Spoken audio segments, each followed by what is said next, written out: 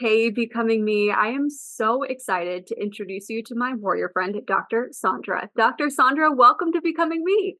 Thanks so much for having me. Now, y'all, this is so exciting for me because I was at a conference earlier this year and I posted about how impactful your teaching was in a reel on Instagram.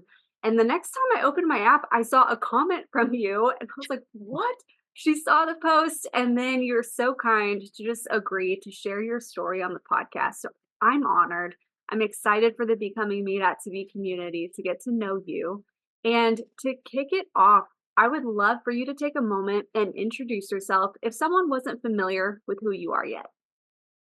Yeah, so past 20 years, I've been practicing clinical medicine as an internal medicine physician in and near Birmingham, Alabama. I'm a mom of two boys. My youngest just graduated this May, so I have a freshman going to college and a junior for college next year. Married to my husband Bobby for 23 years. Our 24th will be this December.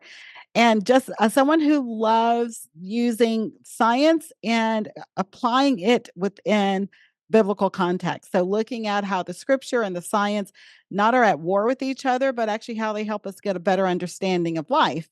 And so, that's what most of my books and my talks and research is all based around. No, it's absolutely incredible. And, I'm excited to take a few moments and just get to even share your story, like the woman behind all of this incredible work that you're doing. Like, what made you who you are today? Yeah, so the work that I was sharing at Rethink was specifically around rest, and it stems from my own burnout journey. I burned out about 5 years into clinical practice. It was around that time that we started having kids, and I don't think I really was prepared for motherhood with full-time work. And that burnout situation is actually what led me down the road of doing more research. I've always been, my major is biochemistry. Research has been my life since I was 16. I actually worked in a research lab while I was still in high school. That was so much a part of me. So I'm always been someone who's just been very inquisitive, always kind of diving deep into things. But when I burned out, I didn't really have the energy to do research, but that's what I knew. And so I started researching it. How do you recover when you're tired and you're exhausted, when sleep's no longer helping, when you feel like you're doing what God's called you to do, but it's like I don't even have the energy to do it anymore. God, where do you go from here? So I turned to the scripture, and that um, was probably the beginning of my becoming journey, because for me, becoming is really a journey of becoming more of who God's already made me to be. And I didn't realize that at the time. I would probably say at the time that I started my becoming journey, becoming was about self improvement. It was always about like changes, huge changes that I needed to make, and not so much a discovery of what was already in me, but was maybe afraid to come out, maybe limited by my own disbelief and limitations, maybe in some ways held back because of my own fears and insecurities. And so my becoming journey was really becoming comfortable with who God made me to be and becoming bold in that. That is powerful. And I love how you described what becoming is and means. And I couldn't agree more. That's so beautifully said. I'm curious. I don't know this about you yet. Are you a coffee drinker? I do drink coffee, yes. Okay. So, how do you drink your coffee? What's your go to order? We purchased this sugar-free white chocolate syrup from Ooh. Amazon, of course. And so my coffee is decaf Mhm. with that particular syrup and a little bit of half and half. That sounds delicious. I think I'm gonna need to try that, adding that to my Amazon cart right away. So if you were having a cup of this delicious decaf coffee with a fellow warrior friend on their own becoming journey, and you were encouraging them to become who God has already made them to be as well, what would you say? Yeah, I would actually it's I shouldn't say it's funny because that's kinda how God works, but the book I'm, like, literally writing right now, the title of it is called Being Fully Known: The Joyful Satisfaction of Beholding, Becoming, and Belonging. So this is something that I've been spending a whole lot of time thinking about, over the past year, and what I would say to that friend is you don't need to become more of anything other than more of what's already inside of you. I think sometimes we spend a lot of energy seeking more outside of ourselves rather than trying to evaluate what is the more inside of us that we have yet discovered. Okay, so powerful. And those of you who are listening to the audio version of this story and not watching on YouTube, I wish you could see me just grinning ear to ear with your answers because that's so encouraging and empowering for all of us. It's in us and it's really growing into who God's already designed us to be, which you've beautifully shared. You've mentioned some of your books that are written and you're writing a book, which I cannot wait to read.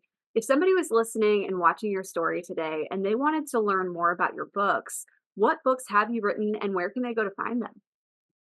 Yeah, the current book is my 5th book. So, my first book was Set Free to Live Free, Breaking Through the 7 Lies Women Tell Themselves, and so, for me, that was kind of my initial truth with where I was struggling. So it talks about things like envy and limiting beliefs, perfectionism, control issues. So some of the things I don't know about anybody else, but there were things I was really dealing with. And so it was breaking through those lies and getting to some of the biblical truths surrounding them. The second book was Come Empty, Pour Out Life's Hurt, Receive God's Healing Love. And that particular book was about getting past some of the pains that was keeping me from having a deeper level of relationship with God. My mother died in childbirth, and that really kind of structured some of my beliefs about God and faith in a negative way because I blamed him. And so I needed to process through that. And so it's written in a devotional style in such a way that there's some very raw, real emotions that are shared on every topic from death to divorce to things I've never experienced, but things that I know people have experienced. I go through 80 different pains that people can have. I talk about the benefit of pain, kind of what comes out of it that's good, and why it's so important that we do pour it out, why we don't just let it kind of block up our relationship with God. The second book was Sacred Rest, Recover Your Life, Renew Your Energy, Restore Your Sanity. That's the one I shared about at Rethink. That's the one I'm probably best known for. It's the one that sold the most copies, all of those things. And it's a book about restoration, and that rest isn't simply about sleep, but it's a restorative process and really redeeming how we look at rest. We put a lot of emphasis on work. Work is kind of the end all be all of productivity. And we don't look at how rest actually helps us to be more productive, more innovative, more creative.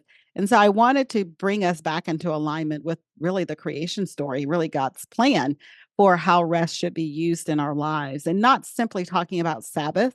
I agree with Sabbath, but I feel like too often because Sabbath has kind of taken on different connotations, people don't even know how to apply it within their lives. So I wanted to go a little bit deeper than just saying yes, you need Sabbath, but some practical implications for rest in your day-to-day life throughout the week. The book after that is called Colorful Connections, and it's 12 12 questions about race that open healthy conversation. And so it's a book that I co-authored with my friend Lori Stanley Rolavelle, and we got together and decided to have a conversation on the page, her being someone who is white and me being someone who's black. She's white from the north, I'm black from the south. We were both kind of looking at all the things happening in 2020 around racial divide, very different lifestyles that we led, and there was a lot of conversation happening, but none of it was very healthy and none of it was very Christ-like. And so we wanted to see, can two people from very different backgrounds who did not know each other. We were not friends when we started this journey. We were actually just two authors who happened to be under the same agent who decided that yes, we will have a hard conversation on paper and put it out there for the world to see.